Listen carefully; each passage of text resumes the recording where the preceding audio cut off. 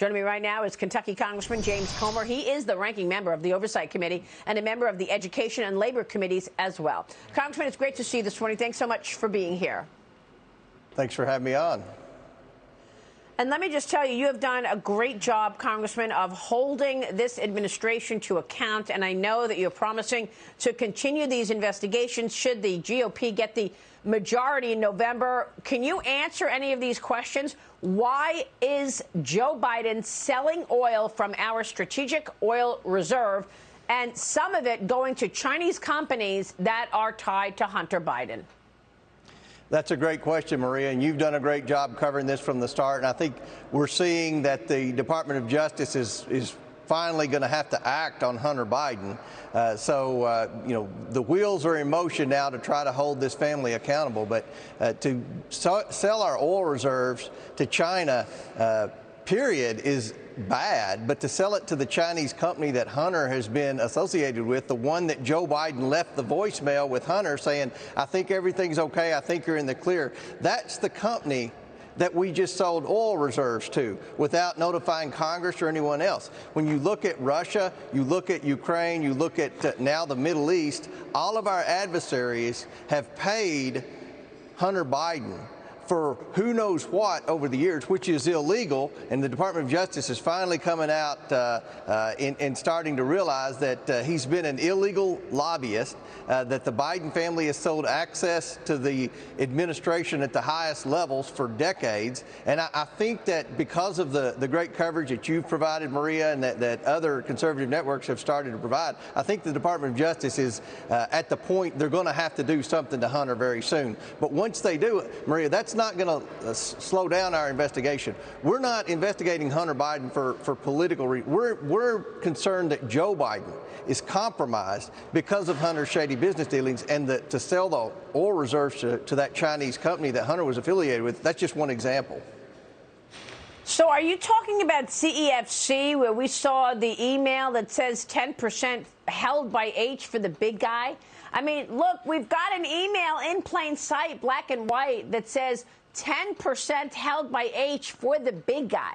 The big guy is obviously Joe Biden, and this family has taken tens of millions of dollars from Chinese companies. If you believe the reporting and the Senate report from Ron Johnson, now we see Joe Biden soft on China. He wants to lift the tariffs. He's canceled the China initiative. Is the money dictating his decision-making for America? Well, you would think that it was, because no president of any party would put China ahead of the United States. But for whatever reason, Joe Biden's putting America last and China first. It makes no sense. You look at some decisions that he's made with respect to sanctioning all the Russian oligarchs, except the two who paid Hunter Biden in the past for consulting, the decisions that he's made with respect to his White House counsel going to meet with the art gallery. Remember, he was an artist for about a week, Maria, to go to the art gallery owner when we were pressing him for information as to who purchased Hunter's art. They essentially worked with them to be able to shield them from congressional oversight. So this administration is using taxpayer dollars, going out all over the United States, all over the world, trying to do everything they can to protect Hunter. But it's to the breaking point. And I'm pretty confident, Maria, that something's going to happen with the Department of Justice in the next 60 days with respect to Hunter Biden, because he's left a trail that's so obvious that no one, even the most partisan Democrat and the most partisan Biden supporter in the Department of Justice, they can no longer turn a blind eye to his wrongdoing. Yeah.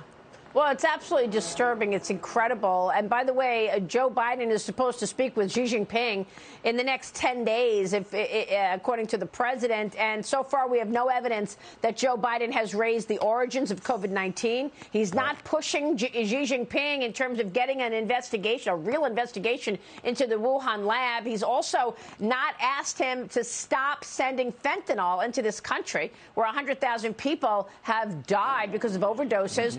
You said we're entering an important point in terms of the DOJ. This federal investigation, we're told, is reaching a quote-unquote critical stage, that officials are looking into a range of charges against Hunter Biden. They could be tax charges. They could be foreign lobbying violations.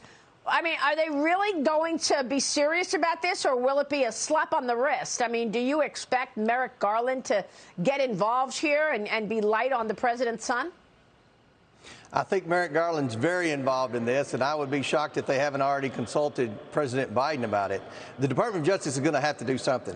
I've said all along, Maria, that investigating Hunter Biden's been like tracking a bleeding bear through a snowstorm. I mean, he has left so much evidence along the way, from his laptop, from his emails, from his voicemails, and from interactions with other disgruntled people that were former business associates who are now going public with all the wrongdoing. So the Department of Justice is going to do something. I predicted that they would do something between the November midterm elections in January, something like indict him or call for a special counsel.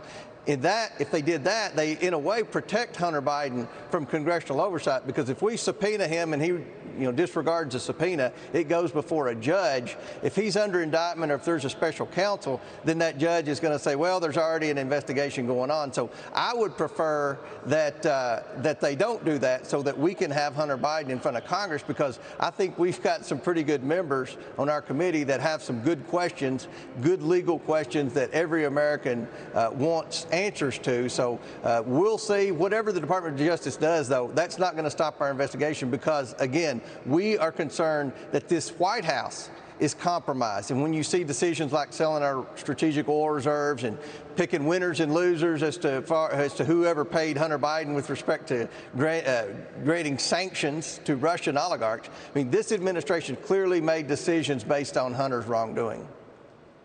Well, we also are watching an administration push an agenda that, again, benefits China. Electric vehicles, exactly. Solar panels, batteries, for all of that, they're produced largely in China. So he's pushing this agenda where the manufacturing will once again originate in China. That's right. And, I think every American, regardless of their ideology, wants to see manufacturing come back to the United States. But with the policies coming out of this administration, that's impossible. China continues to have a competitive advantage over the United States in manufacturing. Trump tried to reverse that, and Joe Biden from day one has gone back and disregarded all the Trump initiatives and gone back to the old way of doing business that benefits China. Wow. Just wow. It's unbelievable. Congressman, thanks for your leadership on all of that. We so appreciate your time this morning. Thank you, sir.